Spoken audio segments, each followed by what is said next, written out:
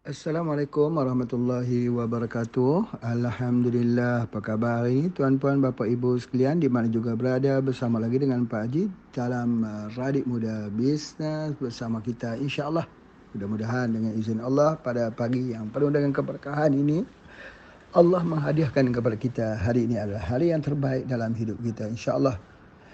Alhamdulillah, terima kasih yang telah pun menjadi stokis Radik Muda, yang telah pun menjual, yang telah pun buat repeat order. Kalau tak repeat order pun telah pun menyaksikan kesembuhan demi kesembuhan yang berlaku. Terima kasih yang telah banyak menghantar testimoni kepada Pak Haji. Cerita pasal batuk ya, batuk tak henti-henti. Sudah berhari, sudah berbulan tapi tak mau sembuh juga.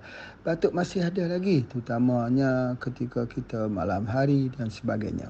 Jadi saya sudah mengambil Radik Muda, Alhamdulillah dengan izin Allah, hilang batuk tersebut. Masya Allah ya, ini kurnia Allah SWT lah. Kalau batuk ni memanglah dia mengganggu kehidupan kita.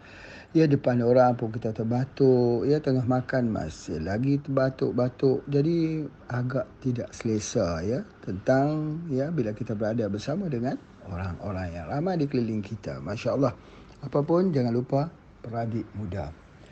Alhamdulillah, yang keduanya ialah Radik Muda ini kita boleh ambil dia secara sinergi ataupun secara tunggal. Kita ambil dia saja, ambil Radik Muda tu saja tanpa perlu kita campur-campur dengan kopi yang lain. Boleh. Kalau nak campur, boleh juga.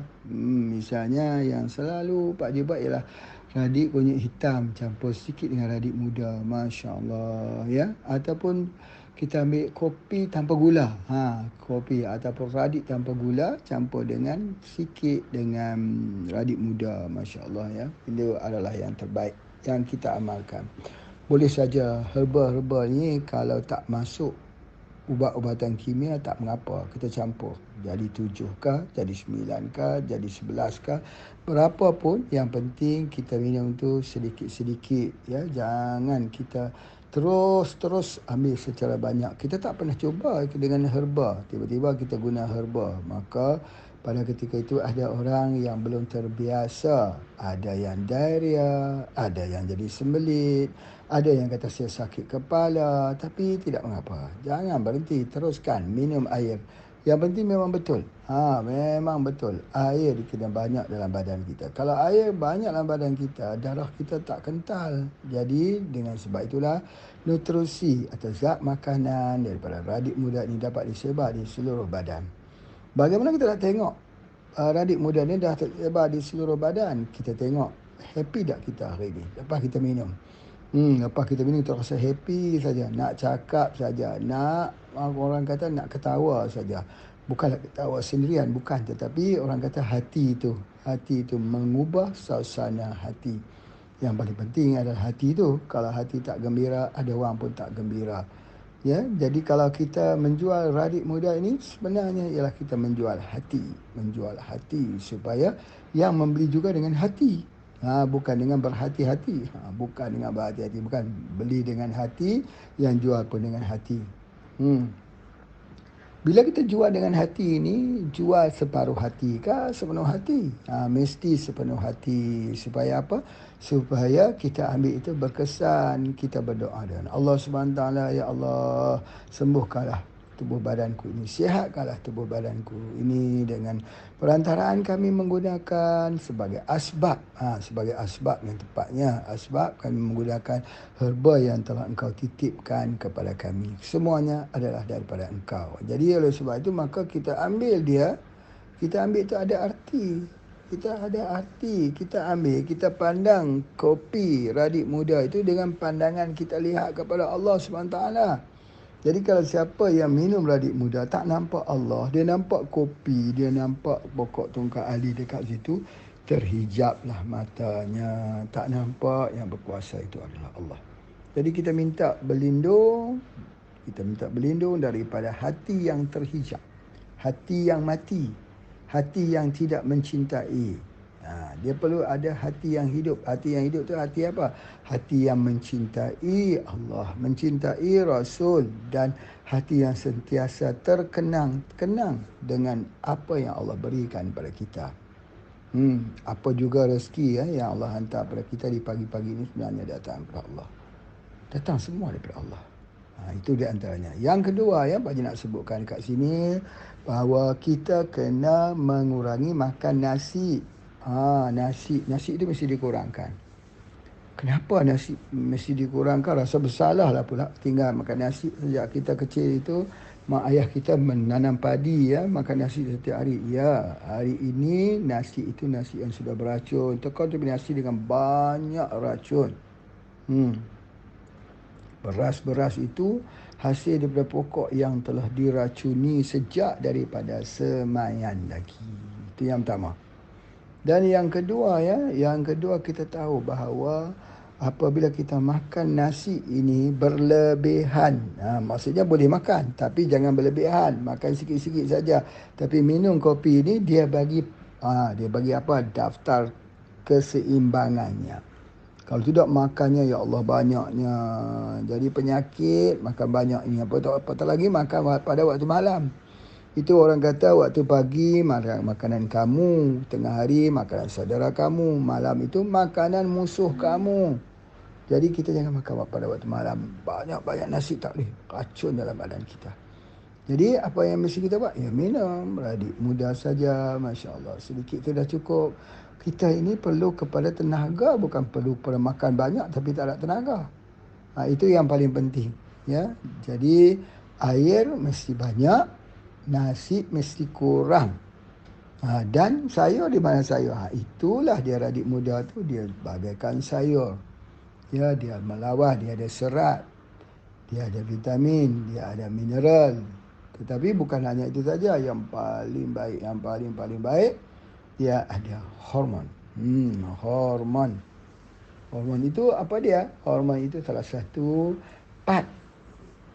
bahagian di dalam tumbuh-tumbuhan. Kita ini ingat ada ucapan mengatakan bahawa manusia boleh mati, manusia boleh hidup tanpa penglihatan, tetapi manusia mati tanpa sentuhan. Hidup tanpa penglihatan, orang buta hidup. Tapi kalau tanpa sentuhan kasih sayang, mati hatinya. Ya, jadi orang itu boleh hidup, tidak lihat. Tapi kalau tak disentuh, tak dibelai, tak disayangi, tak dicintai, maka dia akan mati. Macam mana kita nak mencintai, hati kita pun tak mencintai diri kita sendiri? Dalam tumbuh-tumbuhan itu ada perasaannya. Dalam tumbuhan itu ada yang membuatkan dia jadi gembira, jadi sedih. Sama seperti manusia ada gembira, ada sedih. Dia adalah hormon dalam tumbuh-tumbuhan tersebut. Jadi kenapa Allah ciptakan hormon dalam tumbuh-tumbuhan ini? Untuk manusia ambil hormonnya. Untuk manusia menggunakan hormonnya. Selalunya orang gunakan apa? Kalau kita nak dapat vitamin A, B, C, ambil daripada tumbuh-tumbuhan. Lagi, kalau kita nak dapat mineral, kalsium, magnesium, fosforus, ambil daripada tumbuh-tumbuhan.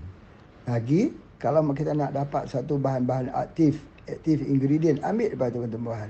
Tapi manusia lupa, kenapa tak mau ambil perasaan ataupun mengambil orang kata emosi yang ada dalam tumbuh-tumbuhan. Bagaimana nak mendapatkan emosi di mana ada emosi? Kan itu ada hormon.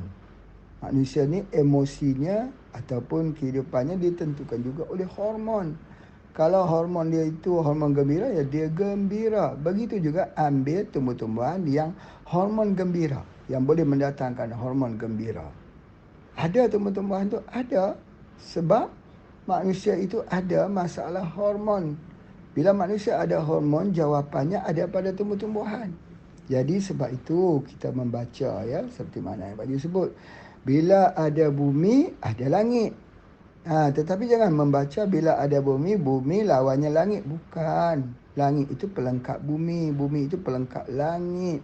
Sama juga dengan manusia. Ya, pelengkapnya tumbuh-tumbuhan. Tumbuh-tumbuhan itu pelengkapnya manusia. Jadi saling bersimbiosis, saling berhubungan. Masya Allah, dekat sini yang kita tak faham. Sebab itulah kita tak dapat. Kita tak dapat. Bila orang dapat, kita menafikan, kita deny. Bila kita kata minum radik muda ni jadi gembira, orang ketawa. Dia kata macam mana boleh jadi gembira? Apa yang ada dekat situ? Apakah kamu masuk ubat penenang, ubat gembira, kamu masuk perkara-perkara yang terlarang di dalamnya?